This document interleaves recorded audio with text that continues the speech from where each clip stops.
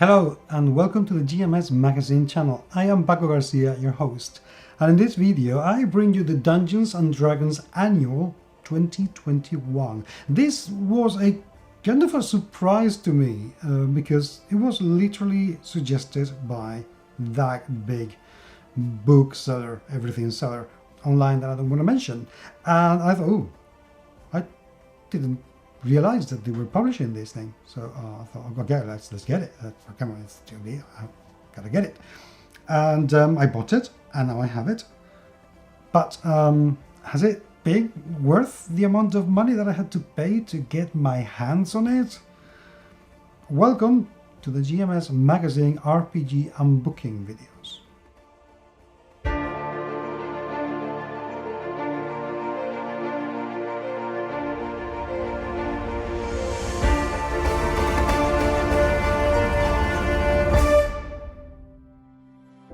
This is not the first time that a company produces an annual of D&D or some related Dungeons and Dragons book. It's happened in the past many times. I remember TSR used to produce their own catalogs that you could get, and they were absolutely beautiful and gorgeous. And I miss them a lot when they had a lot more products. So this is not the first time that something like this happens. However, this is not published by Wizards of the Coast. This is a licensed product. How do I know that? Well, I know that because after looking at the rather beautiful cover, I really like it. I really like this cover.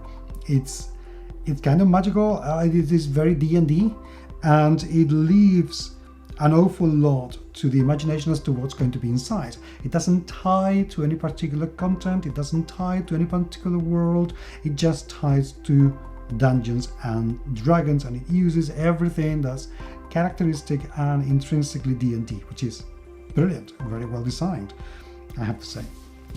The back, disappointingly enough, only shows D&D and the D20.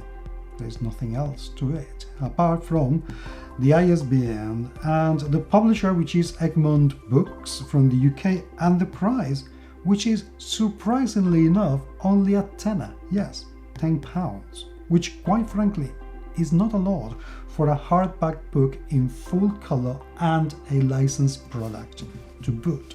What does it come with inside though? Well, the whole thing, I have to tell you now, since I have glanced at a few pages, is absolutely gorgeous, beyond belief. It's so beautiful because they have been able to get best of any D&D publication and bring it here, which is very, very cool. What do we get? Well, we have a brief history in D&D, the quick start guide, creating a character. Of course, this is not a detailed description. This is just kind of a hint and tips as to what you're meant to be doing, hopefully to entice you to get into the game, which is very good. It gives an awful lot of stuff in very short 2-3 pages chapters, which is excellent. Now, I don't know why they would call it an annual, because at the end of the day, this is something that's going to be produced every year, and it's got nothing to do with what Wizards or D&D has produced within a particular year. This is more like a kind of an intro than an annual, I suppose, but annual doesn't sound bad at all. So we get a brief, and it's incredibly brief history of D&D, which is fine, but I do like the chronology, which is great. I really love it. And it ends in 2020-2021 with the release of Baldur's Gate 3 and Dark Alliance D&D took over the video game world. That is a very bold statement. I am not going to say that this is a lie, but I am sure that there will be people out there who will say that this is a blatant lie. Wow. Sorry guys, not a good start. Not a good start at all.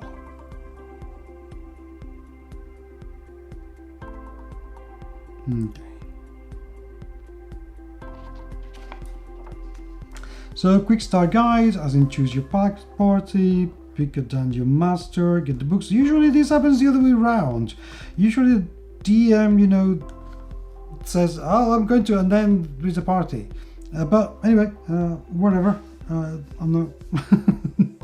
Also, these should come first. You know, get the books is the very beginning thing that you do. You don't decide, oh, let's play the, oh, yeah, who's going to be the GM? You. Well, who's going to the books? You. Well, no, it doesn't kind of work like that.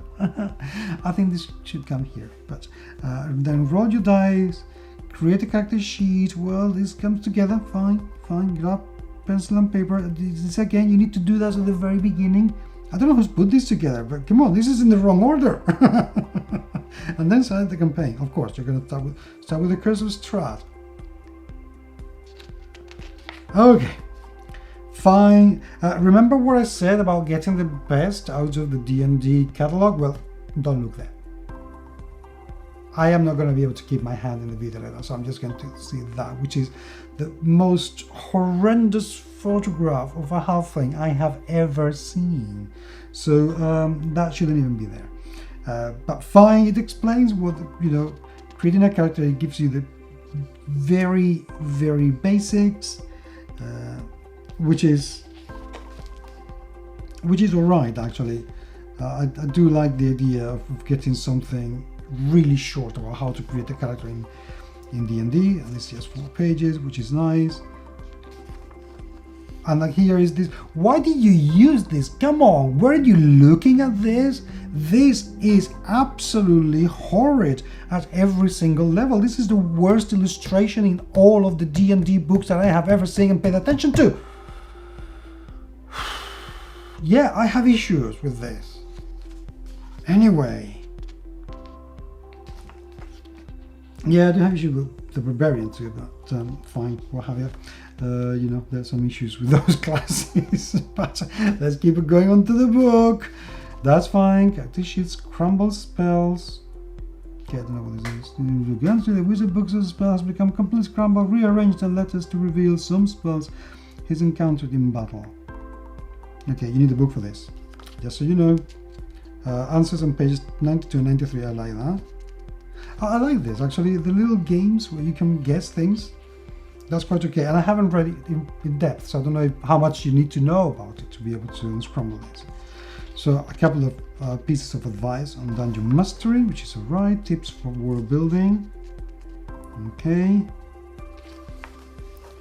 Adventures across the multiverse, Forgotten Realms. Okay, that's not bad.